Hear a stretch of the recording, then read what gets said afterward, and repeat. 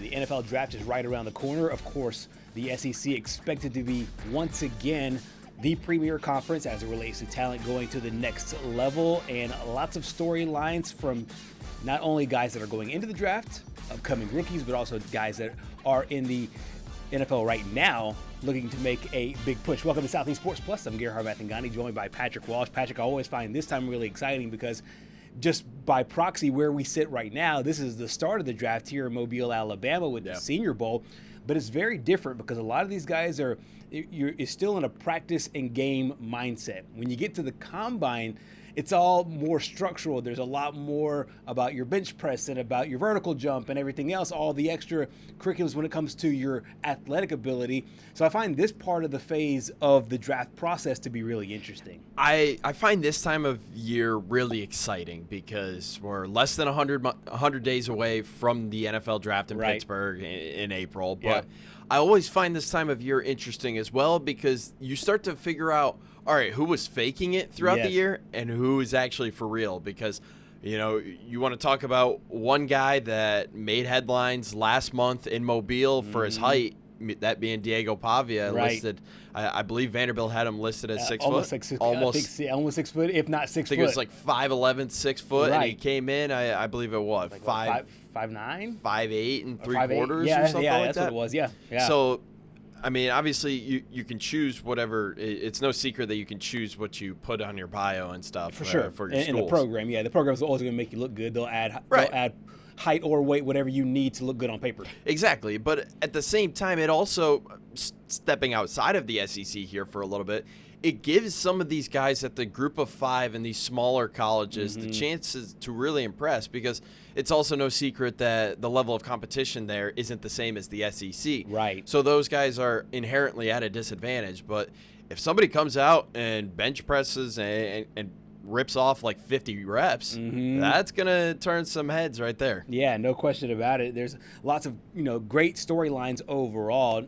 Obviously, it feels like there are so few guarantees when it comes to the draft. It seems like this year we do have the guarantee that Fernando Mendoza will be the #1 overall pick by the Raiders. That looks like a foregone conclusion in so many ways, and that might affect the decision-making from him, whether he throws at this combine. I haven't seen the latest news. He will not throw. Yeah, he will not throw. So that's what I figured. He won't throw. I mean, he has so much tape out there. He threw in the national championship game. If you haven't seen him throw already on tape, I don't know what the combine is going to give you. But it looks like he will understandably go into this draft process knowing he's going to be #1, not trying to prove it to the Raiders, which kind of sets the table for everybody else to and especially the quarterback market to start inching their way closer and jockeying for position. Yeah, and I had my doubts about Fernando Mendoza entering the postseason. I didn't really think that he was truly worth the Heisman until he gave us a second Heisman moment this season in the national championship game. I saw that touchdown run that on that fourth down, that crazy play call, which we've talked about on this show about how gutsy of a play call that was. Yeah. And that was all I needed to see. I without a doubt think he's going to be the #1 overall pick. I don't think that he's overhyped by any means at this point, just because I've seen enough out of him. Right. Especially in that national championship game. The run that they went on demolished an Alabama team that was playing some pretty good defense. Oh, yeah. And in the games that they weren't playing defense, it was because the offense wasn't staying on the field for long enough for the defense to truly get some rest. Right. Ran through an Alabama team, demolished an Oregon team, and honestly had a pretty good game against Miami. Miami made things interesting. Carson Beck had an opportunity there late. Right. But probably one of the more impressive postseason runs in recent history. And we had talked about Fernando Mendoza. He just got better after we were talking about on the show, is the Heisman going to get to him? Yeah. He got better in the postseason. Right. It was such a crazy turn because I think a lot of people thought he was kind of an afterthought because he came from Cal, and it's like, okay, you knew him by name if you're a college football fan, but you weren't necessarily super impressed by him. And then just game by game, they end up having the run that they have. And then you see these epic moments. You saw that moment against Penn State. Now, Penn State wasn't the best team, but they had a pretty solid defense, had a good game there. You mentioned the Alabama game, and then in the national championship, that's a really good defense that he played in Miami. That same Miami team held Texas A&M to 7 points, 10 points, and then Miami also had a great run to the national championship game there as well. To do what he did against Miami, it let you know that this guy's kind of cut from a different breed. And then when you find out that Tom Brady is going to be one of the decision makers for the Raiders going forward, it's like, okay, if he's a decision maker and he likes a quarterback, it feels like a foregone conclusion that Fernando Mendoza will be that number one guy. So like I said, it sets the table up for everybody else. The second guy is a guy that kind of debated, I think, for a little while to come back to school or not, and that's former Alabama quarterback Ty Simpson. Yeah, and he ended up declaring for the NFL draft last month. Number 2 projected quarterback. I don't think there's any change there. Right. In a pretty, I have to say this, a pretty weak quarterback class this year. Absolutely, just in comparison to next year's. I mean, next year's might be generational, just like this year's NBA draft is going to be generational. Right. There's just so much talent in next year's class, and especially with Trinidad Chambliss returning for Ole Miss next year. But Ty Simpson will throw at the NFL Combine.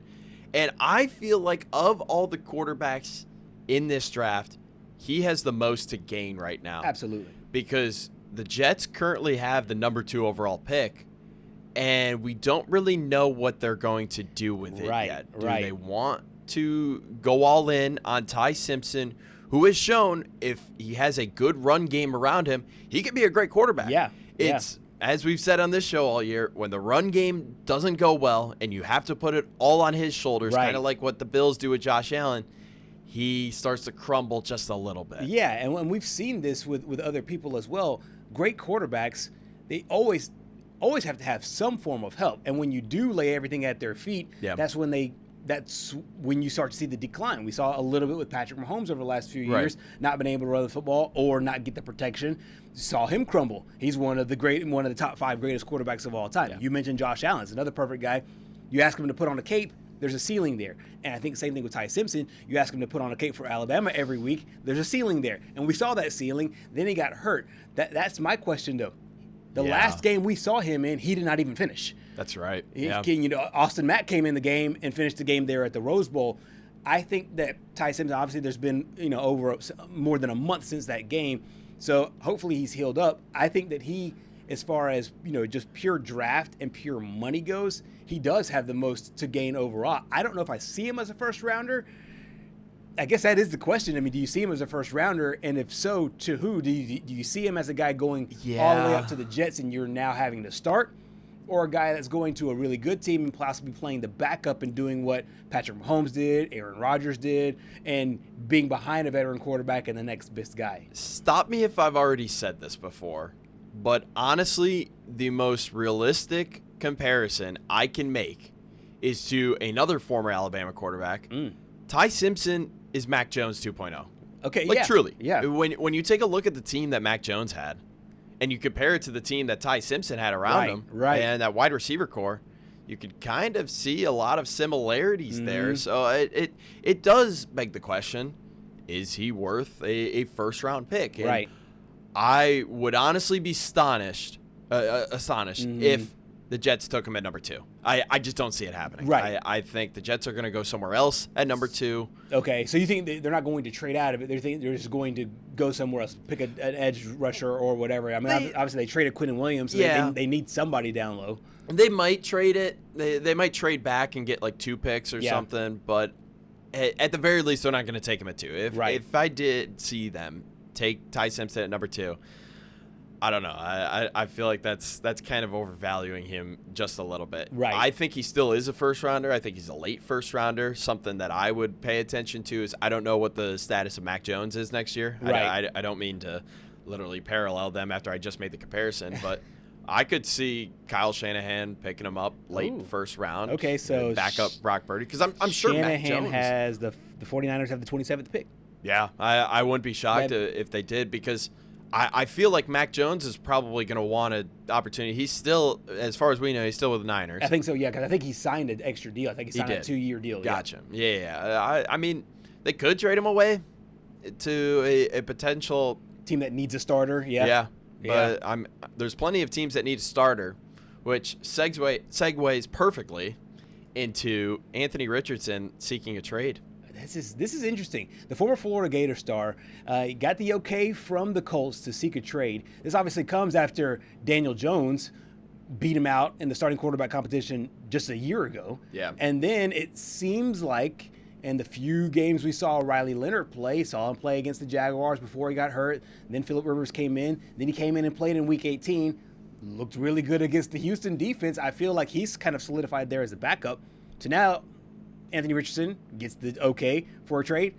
Where do you see him as this whole process moves forward? I've been thinking about this all morning because we got the news, I want to say, right around 2 hours ago.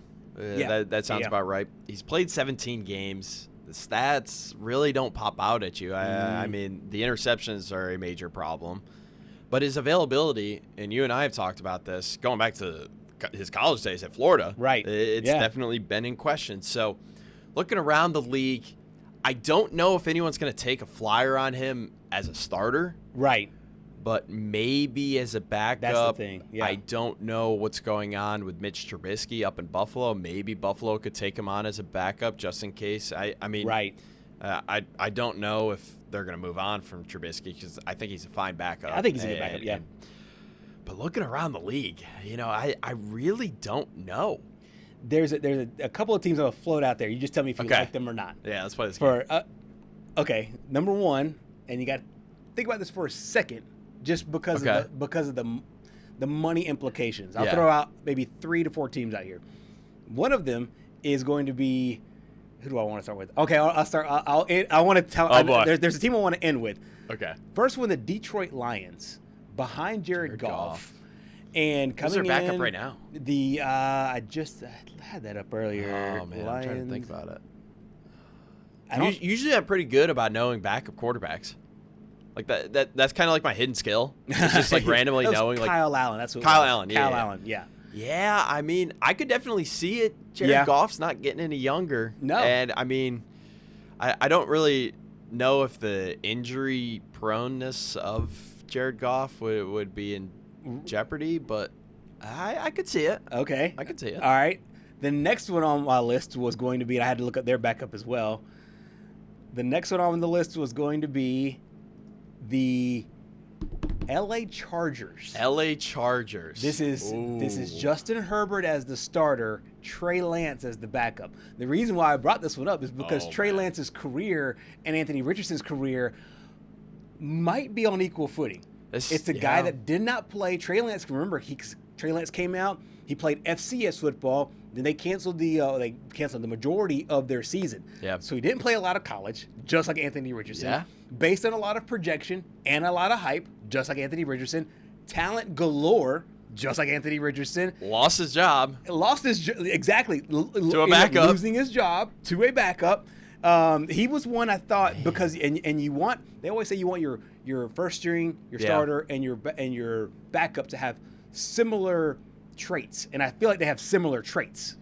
Yeah, athleticism and all that. That one is a little bit intriguing to me. I see that one more than I see the Lions. Okay, yeah. But I also feel bad for Trey Lance. I mean, I thought me too. The Cowboys, I think, traded for him, I want to say like a 6th round pick. Right. And when Dak Prescott got hurt last year, I was like, yes, here we go. Now we're going to see Trey Lance. Not that I don't like Dak Prescott or anything. I think Dak is one of the best quarterbacks in the league, except everyone wants to hate on him because he's got a star on his helmet. Yeah. I thought Trey Lance was going to be really good. You did? Yeah. I think a lot of people bought into the hype. Well, what's this last one? I'm really interested. And you kind of sold the last one because the last one was your Dallas Cowboys. Yeah, that's not going to happen. I don't think it's going to happen either. Because another SEC guy's already there, Joe Milton. Yeah, and Milton is there.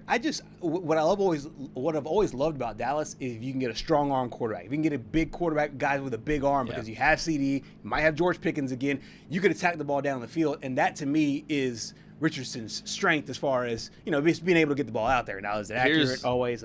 Here's what Jerry Jones is going to do, and if I'm going to bookmark this. Okay, it's 2:15 on Thursday, February 26th, 2026. Yeah, I'm going to bookmark this, and if I'm right, I'm going to come back a year from now and be like, yes, Cowboys are going to do pretty good this year. They're going to draft defense heavy in the 26th draft, and they'll be contending. Yep. They'll probably losing the divisional again because why not? Exactly. And then Jerry Jones gets rid of Dak Prescott. Yeah. And, oh, no, who's your quarterback going to be? Well, he already resides in Texas. Oh, no. And he is going to trade up with – he's going to do a sign and trade with George Pickens. Okay. Pickens is going to play this year on the franchise tag. Okay. Sign and trade up to a top 3 pick. And he's going to take Arch Manning. Oh. He's going to take Arch Manning. Oh. This has been my master plan for the last few years. It's going to happen. And then you get out from underneath that salary. Business-wise, I really don't hate it for Dallas. Yeah. I don't hate it for Dallas. We will visit. You're going to have to eat that salary pretty bad. I know. We'll visit much more of the Combine coming up a little bit later on in the show.